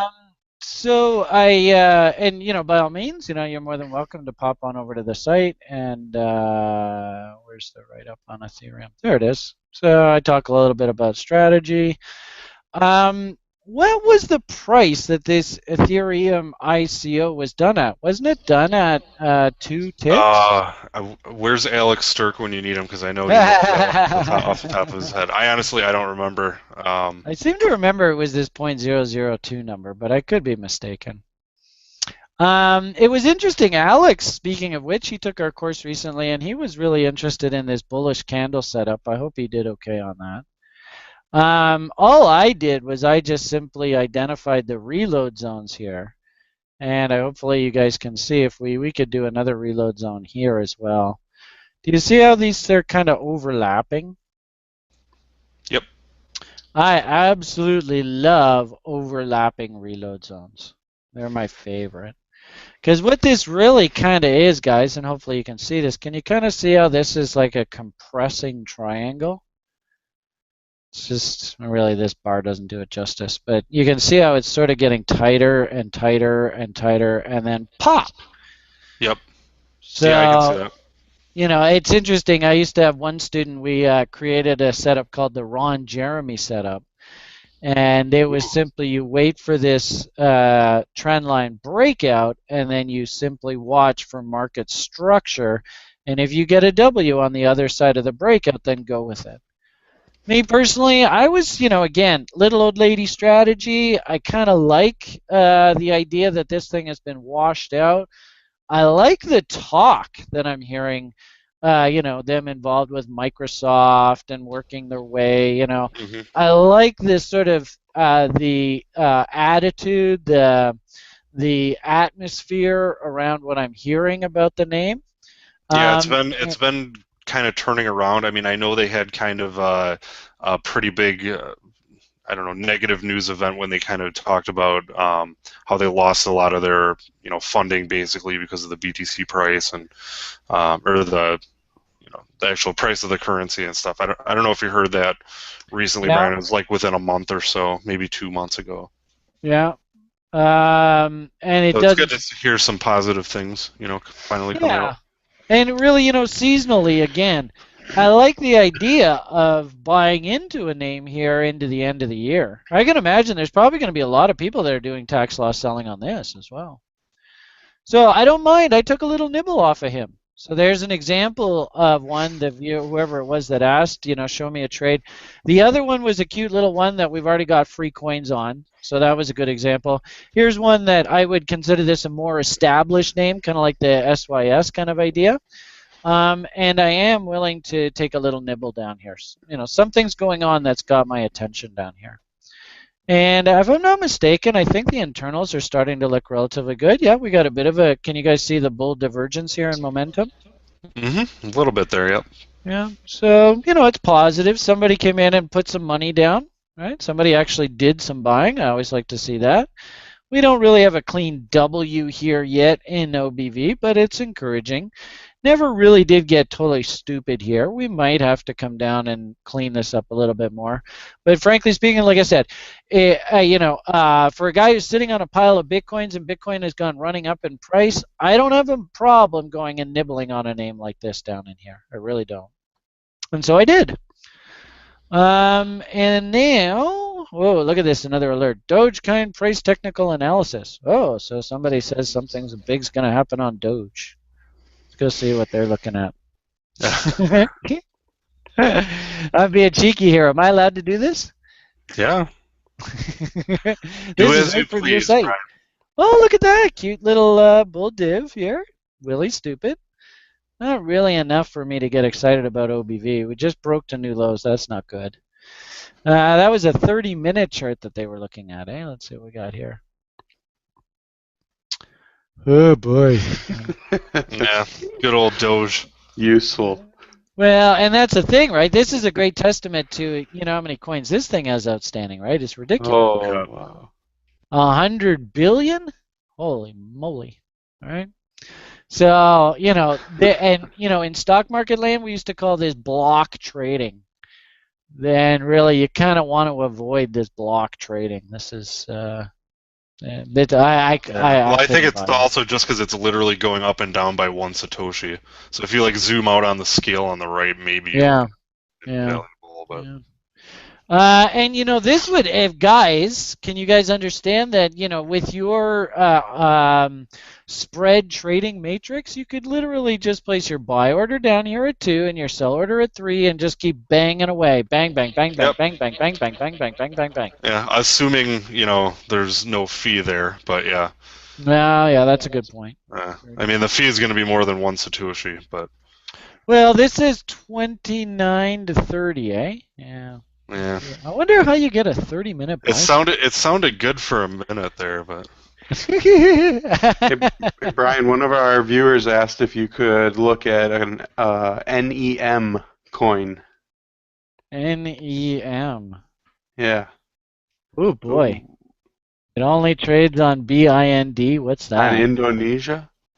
Bitcoin Indonesia. Holy crap. Well, I mean, it should be pretty obvious where I'd be interested. Yep, You are on a not where 30-minute it's chart. at. Oh, this is an intraday, isn't it? Oh, so if this is 30-minute, what is that? Oh, look at this crazy thing. All right, so Oh, wow. I mean, the cool part about it is you guys should be able to see the market structure, and it actually makes sense why I would want to be a buyer here, right? So for that viewer, I would be actually looking to be a seller of half my position right here. So I'd be rooting for to get a a nice little free coin position. And good example, wicks and tails like to be eaten, right? Look at the size of that wick. Somebody obviously, dumped a whole pile here, and somebody's come along and said, okay, fine, I'll take them here. How many are out? I don't think we really have any data on this. I'm trying to Google NEM just to see what it even is. Yeah. It's the first I've heard of it. It looks like it's sort of right out of the gate. You know, could I buy this level right here? No. Right. And if you wanted to, and it is going to be tough. It's not going to be easy. But if you wanted to, at best, I could work stink bids off the reload zone. And what a coincidence. Do you see how the reload zone lines up with the actual breakout level? So I found something on this. It looks like NEM. I don't even know how to really characterize it, but they have what's called a community client, which I assume is kind of like their wallet, and then XEM looks like it's the actual traded currency or within that or something. Like it looks like there's NEM and XEM. Assuming this is the same currency, I don't really know. But What is these guys? Like the what? website is nem.io. If it's the right NEM, I mean, one thing that is a big issue in crypto is the reusing of symbols. It's something that we deal with on the daily. So Yeah, look at that. So the name is NEM, but the right, symbol but the is symbol's XEM. XEM. Yeah, so I'm not sure what NEM itself actually is. 61. That might be. That'd be. That's a good question. And Can you look up what is XEM BIND? there? Do you guys deal with BIND? Yeah, BIND? that's Bitcoin Indonesia. That's a recent exchange that we added. So if you delete NEM from there, you can see all the markets they have. But I don't know if that matters to you or not. Oh, I see. Try typing in XEM up there. X. Because their AND thread here seems like it's from early 2014, so I don't know why it would only have. Yeah, All right.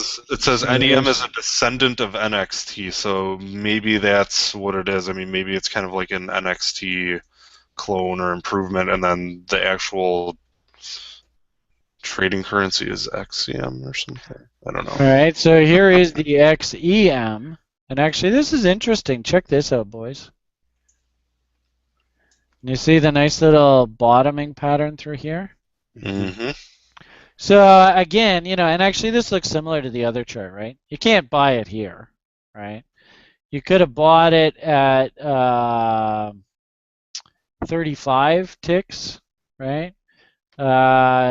Just basically you're riding on this guy's coattails, and that means you got to have some ready to go at 70. So that's right up there. Can you realize this? I mean, how did we figure out how many are out on this thing?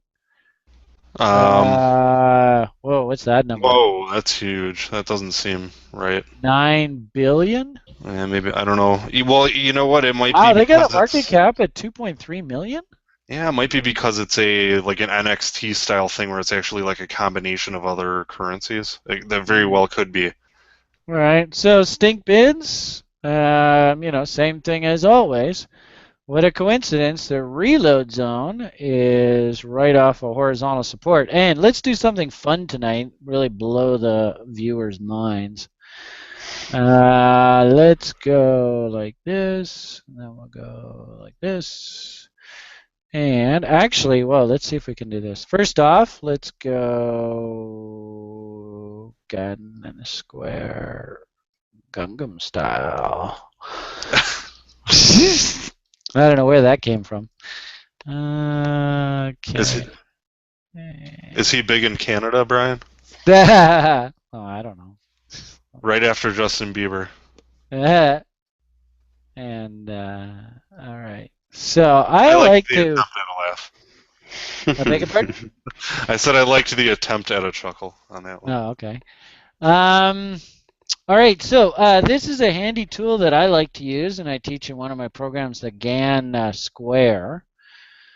And all I really want to show you guys is if you guys want to learn a new tool, it's kind of tricky using GAN Square. You got to make sure that you're using it correctly. But simplest way to use this is this purple line is the 8-to-1 GAN line. And it's often sort of what we like to call a line in the sand when it comes to GAN analysis. So it's really interesting here how we lost this level. You can see how she tried to keep it. We lost it, and then we've rallied back, and now we've actually, what was support is now resistance. Can you see how that is? Yep. So a little concerning here, but I do like the little double bottom. That's cute. This is in a buying zone. Looks to me like the rally off of these lows is kind of running out of steam. If you did want to try, and I don't like the fact that the 8-to-1 line is actually resistance now. That's not good. If we do another little square off of this low, assuming this is a high, you can see how the 8-to-1 line was respected really well off of here. I might suggest that if you're going to be hunting to try and get into this bad boy, that you really keep an eye on. Let's see if we can get a nice W to come in right down in here. That's what I would be targeting. So that's my 2 cents there. We unfortunately, right, it might come down, and you see how it like put in a head fake here and then lost these lows, right? Yes. So there's no guarantees that the W's are going to hold, right? And if you're leverage trading, margin trading, then you had to walk away when it broke these lows down in here, right? It's trying to do another W. Here we go, right? Let's watch how it acts. If you're a trader, well, you just, live by the sword, you got to die by the sword, right? If we put in a W, you take the W and it breaks down, then you just got to walk away. It sucks, but that's the trader's life. If you take little old lady approach, I'm a bit concerned that this is an entire wick. This, basically a big doji right here, right? And really, you've heard me say wicks and tails like to be eaten. This is awfully high here. So I would, if I was thinking about buying, I'd want to see a nice W here. If it broke these lows, then, we could be in for a bit of pain. The good part about this, right, is that these levels are pretty cheap, right? That's only 34 ticks. So, really watch that area. And if you can take little old lady at 34 ticks, it's not a bad idea. I don't know what the story is, and I think we said that there's a heck of a lot of supply out, right? Yeah, assuming that's the correct data, I'm not 100% sure where we're sourcing that from on that one. You can see it'd be really interesting to see, whoever asked, what's the story here? What's going on here? What's causing this volume? Is it a news-driven event? Look at the momentum. Can you guys see the nice little, higher lows and higher highs? That looks kind of sexy. We're not overbought yet. So I'd be very curious to see, can we get a pullback here? You know me. I can't be a buyer here, right? I just can't do it. Right. But if we got it to calm down and just sort of nice and down into this zone, I might take a nibble off of this. But again, I think the one thing that's actually going to prevent me from participating is if this is actually true. Right. Hey, Brian, did you know you can actually click on USD there and view it in Canadian dollars as well? On the economy tab? I just figured might as well. You closed it already, but right here? If you go down where it says market cap, you can do it in a bunch of that's groovy. Oh, look at that. Oh, that changes. Okay. Cool. Yeah, I just figured I'd point that out.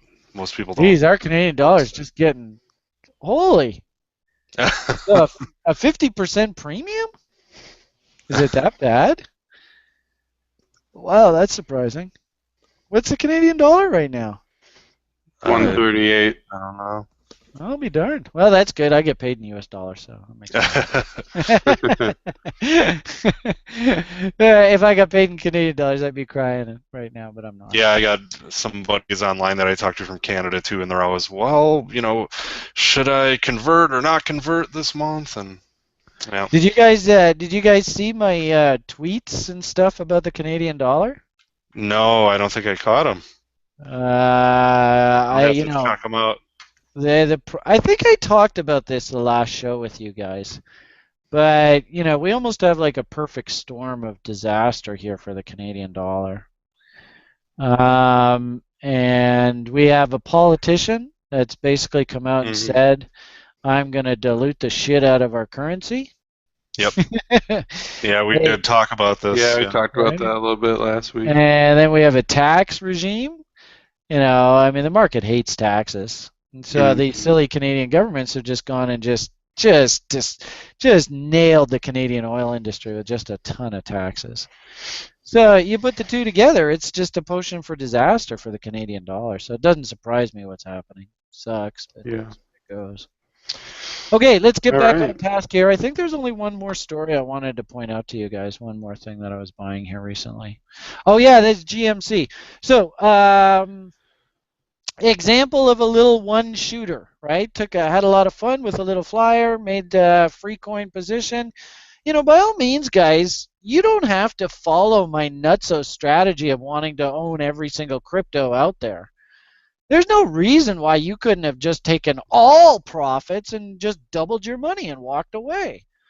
And in fact, I had one student who actually made it a rule that he was going to sell a third on a triple. And that's what his strategy was going to be on alts. So just because I take this particular strategy and it gets me free coins and I like, just owning every single crypto, that doesn't mean you have to take this strategy. You could have easily sold all on a double and just taken profits, right? Okay. What else did we have on tap tonight? There was one other one. Oh, yeah, GMC. So here is an example of one that I kind of like the story of it, but I just didn't know whether we were near a bottom or not. Can you guys see my screen? Yep. All right. So you can see this little game coin, right? It's fairly heavy. I'm not going to say it's light. Where is it? I think they got 51 million out. That's not overly heavy, but it's not super light either. From what I understand, they want to sort of be used as, a gaming currency kind of idea. Mm-hmm. Which is a great application for crypto. I mean, it really is. But yeah. And when it came out of the gate, of course, it just exploded higher, right? And, certainly I couldn't chase this, right? But I did want to pick some up. I kind of like the story. I kind of like what I heard. And so all I did, little old lady plus reload zone, and really I didn't know whether this was a bottom or not. And we had these really big thumping down here. You can sort of see a very wide W down here, right? Hopefully you guys can see this. It's pretty big, right? And on this premise, I wanted to start sort of nibbling. I wanted to start building a position. And this is a trade that I have done recently. So the first thing I did was I just sort of looked at this range. I saw the double bottom in here. I didn't want to chase it, and I think I got filled somewhere over here, if I'm not mistaken. I don't think I got filled over here, but it's here nor there. The bottom line here is I did buy some in the sort of the wider reload zone area, and it started to break further lower. Right, to come really down and test these. Wicks and tails love to be eaten. You've heard me say that lots, right? And so they simply brought the market down into this support zone down in here. And I actually had both of these orders working, instantly, basically on the premise I put like 2% of our portfolio in here, but another 2% in here. We're up to about 4% now. I could still add some more, but frankly, I think I'm done. If we go over to the altcoin page,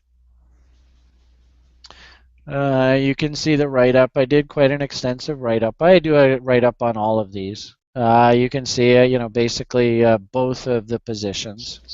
Oh, actually, that's EXO. I beg your pardon. Here's the GMC. This is the most recent purchase, the write-up we did on it. And here was the, oops, no, that's the link there. Did I have the original link? Oh, I guess I didn't. I guess I have to go through the blog. Anyway, to show you that blog post, I'd have to go through the blog, which is fine, but I don't want to waste your time here. Interesting action that we have going on down here. I'm not calling a bottom just yet. If we look at all the internals, we can see that there's no great rush in here. I do like the fact that momentum isn't really breaking down in earnest. But at the same time, it's not like we have a divergence. We might have to dip down and maybe even probe these lows down here. I do love the fact that Willie is just completely washed out here. Oh, yeah, wow. Right. And again, if we think about tax loss selling, seasonality, these are the kind of names that I want to be accumulating through here. And really, as I sort of pointed out time and time again, if these lows hold, and frankly, we just don't know, but if they do hold, then I'm looking for a nice counter trend rally back up into this area. I can't really, pound the table that, yeah, we're going up now, no looking back. We just, we don't have W's and stuff to work with. But if we start getting some bullish action over the next month or two, I think I'll make a case that this is probably going to be our destination rally. Because my average cost is right down here at about like 38, you know that I have an order working up here in the 7-8 area, right? And all that does is it just implies that sometime over the next while, we're just going to go up and test these highs up here. And so that's basically, this is yet another example of something that I'm actually doing in the market right now. So what do you think is your kind of time frame on this?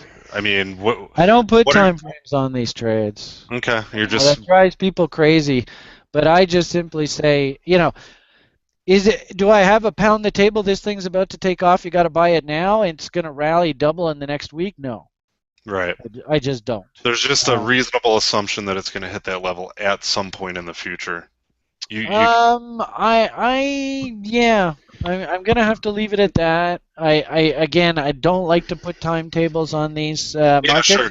No, I didn't know, if your gut feeling is telling you like, well, I think we'll hit that within a year or. Oh God, this will probably be done by April, May. Okay. Well, there you just put a time frame on it, Brian. Yeah, it might happen tomorrow.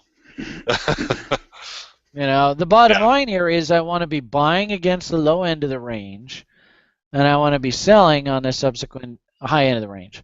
I mean, I like the simple fact that, hey, this is nothing more than just a V top, right? We went straight up and straight back down. And if we did like a market symmetry, my hunch, I don't know, have you guys noticed the market symmetry studies that I have done online and stuff? I know I've seen at least one or two that you've done on Bitcoin. Right. I wouldn't be surprised, if markets love to move in symmetrical fashion.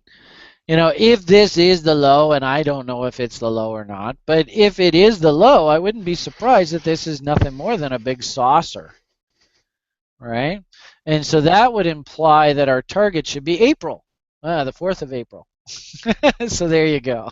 All right, April 4th. Like that? Brian called it an April 4th.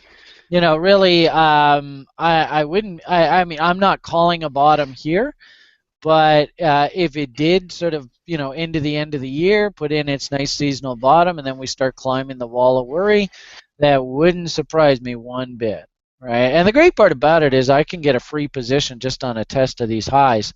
This could happen in like a week, right? Very, very easily. In fact, there was one here that I had on the screen earlier tonight, and I just noticed out of nowhere it's starting to pop, and really I went and bought some. I think I was at it's same sort of thing, just a bit early. Yeah, I think it's is it the XEM? Yeah, it is. Looks like you're holding some. I already own this thing. That's hilarious. Somebody was asking about this, Isn't that makes me laugh? What an idiot Brian is. So for the viewer, you should know that I was a buyer in here. What did I think I bought it like 46 or something like that? That is hilarious. Well, it shows that you're Uh, consistent. yeah. Let's see if I can get a number here to show you guys. 110. All right, let's see what we get here. XEM I bought at 46. Right, and you can see I put a total of 0.046 BTC into this. Not a ton of money. So we're sitting right now at 51. There's my buy level. Actually, my buy level is right in this area here. That was off of the original lows here. It looks like I missed my double, or maybe I bought it on the pullback here. That wouldn't surprise me. So, if anything, great example of how sometimes these coins have to do a little bit more exploration work before they're ready to go.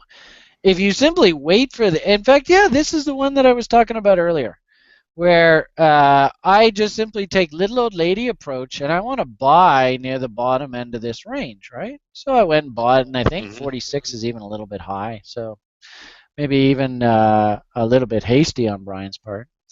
If you just waited for the W, you got a fantastic fill in here at 35. Wow, 11 ticks lower than where I bought. So really, really great anecdote of the power of the W's. Um, did we make it? Oh, we did make a new low here, cheeky buggers.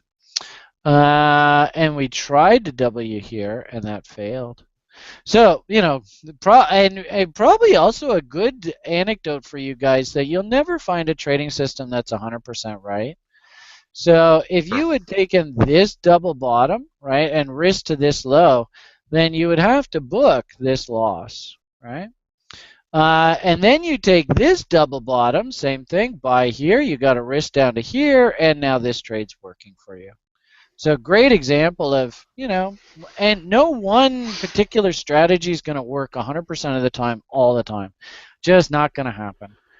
I took the little old lady approach, so that sort of gives me some wiggle room. I can actually be wrong and it not kill me. And I think this is a fantastic example. And this is kind of why I like the little old lady approach to this kind of trading. Um, this would be, the double bottom strategy. And I'm a little disappointed it didn't work in here. This low just went to new lows and then it took off. Hmm. Double bottom didn't work here. Double bottom did work here. Trader's life, in and out, up and down, drive you crazy. Um, my little old lady approach, I went and bought some in here, and I've got my order to sell up top here. And really into the spring, I don't see any reason why we can't see a test of the highs up here. Wouldn't surprise me. Cool. So Okay. interesting that you asked about that. I guess so. Yeah. Well, on that note, I think Isn't we're that using all funny? of Google's hard drive space right Oh, what now time is with it? our 2-hour show. Oh, it's 9 o'clock now, so that's not bad. I didn't talk too much. Yeah, it's a personal record long show for us, that's all. Oh, is it? I'm sorry. Okay. No, don't apologize. It's good content. Well, I hope the viewers appreciate it.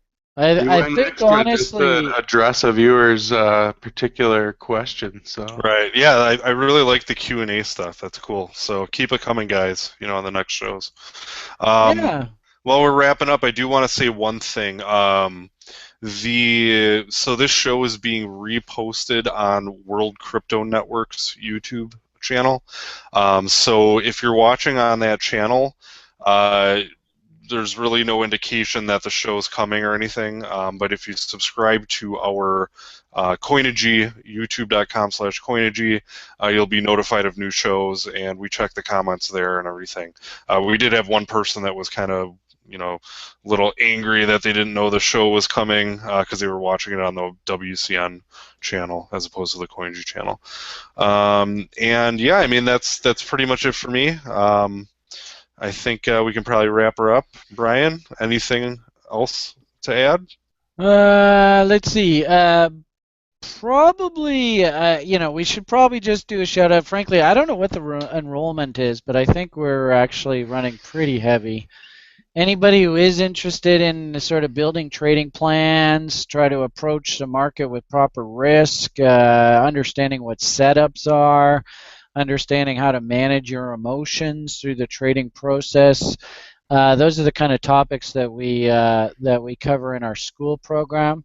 So by all means, we have a new term starting, I guess, the beginning of the year.